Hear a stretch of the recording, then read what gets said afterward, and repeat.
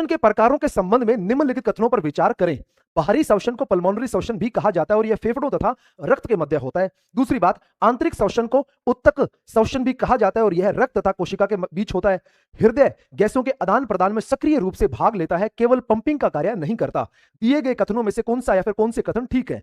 केवल एक, एक और दो, दो और तीन, एक, दो और तीन, एक और दो। कौन से कथन इनमें से ठीक रहेंगे?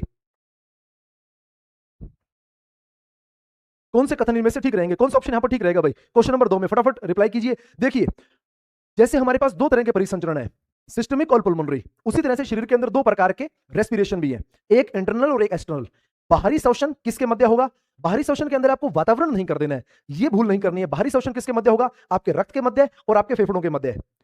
फेफड़ों के अंदर भी कौन से लेवल के ऊपर? एल्वियोल्स के लेवल के ऊपर। और जो आंतरिक श्वसन होगा वो कहां पर होगा? वो आपके कोशिका स्तर के ऊपर होगा, कैपिलरीज स्तर के ऊपर होगा, जो रक्त के मध्य और कोशिका के मध्य होगा। वहां पर दूसरा गैसों का आदान प्रदान होगा। तो ये बात बिल्कुल ठीक है कि बाहरी एक्सटर्नल रेस्पिरेशन को पुल्मोनरी रेस्पिरेशन भी कहा जाता है और आंतरिक इंटरनल रेस्पिरेशन को टिश्यू रेस्पिरेशन भी कहा जाता है, जो सेल्यूलर लेवल के ऊपर कोशिका स्तर के ऊपर होता है। ये दोनों की दोनों बातें बिल्कुल ठीक है। लेकिन हृदय जो है ना, वो गैसों के आदान प्रदान में सक्रिय रूप से भाग नहीं लेता है, वो सिर्फ पंप करने का काम करता है। गैसों का आदान प्रदान जो है वो श्वसन तंत्र का काम है, वो श्वसन तंत्र के माध्यम से किया जाता है। तो यहां पर एक और दो ठीक है, लेकिन तीसरा जो कथन है वो यहां पर ठीक नहीं है। तो डी ऑप्शन हमारा यहां पर क्या हो जाएगा? ठीक हो जाएगा।